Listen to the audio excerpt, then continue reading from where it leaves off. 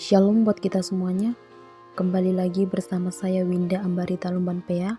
Pada konten kali ini, kita akan mendengarkan sebuah renungan yang ditujukan bagi orang yang terdampak pandemi COVID-19. Saya sangat berharap untuk kita semua yang menonton agar tidak lupa memberi like, subscribe, serta komen dan share video berikut ini untuk kelancaran praktek lapangan 3 saya. Renungan kita saat ini tertulis di 2 Tawarik 7 ayat 14. Beginilah firman Tuhan, dan umatku yang atasnya namaku disebut merendahkan diri, berdoa dan mencari wajahku, lalu berbalik dari jalan-jalannya yang jahat, maka aku akan mendengar dari surga dan mengampuni dosa mereka serta memulihkan negeri mereka. Demikian firman Tuhan.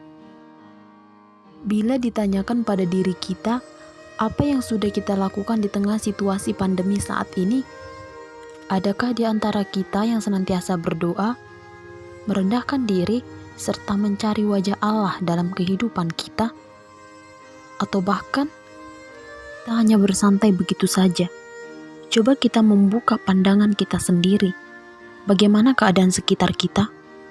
Banyak teman, saudara, bahkan tim medis yang lebih dahulu pergi akibat pandemi yang melanda dunia kita saat ini.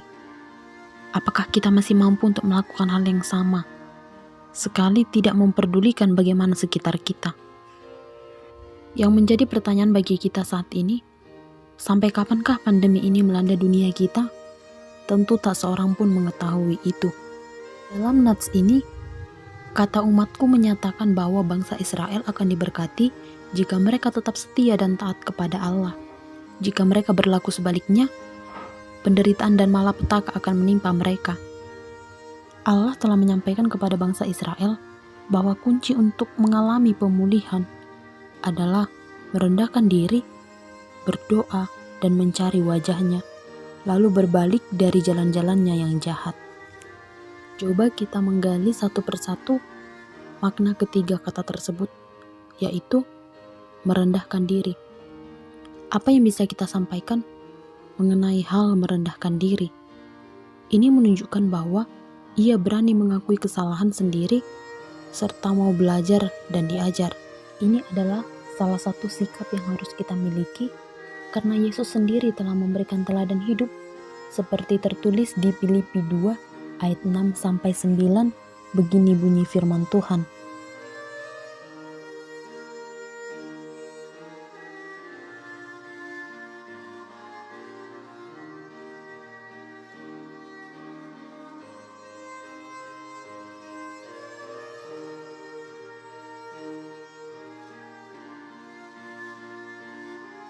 Berdoa dan mencari wajahku.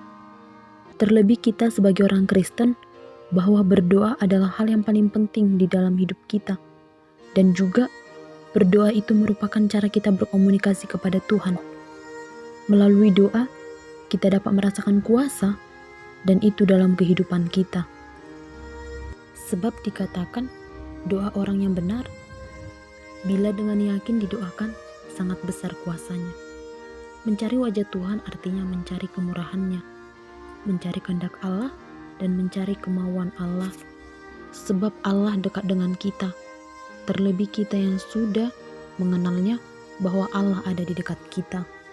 Berbalik dari jalan-jalannya yang jahat, artinya kita sebagai orang Kristen harus senantiasa berbalik kepada Allah apabila perbuatan kita telah menyimpang dari apa yang telah ditetapkan.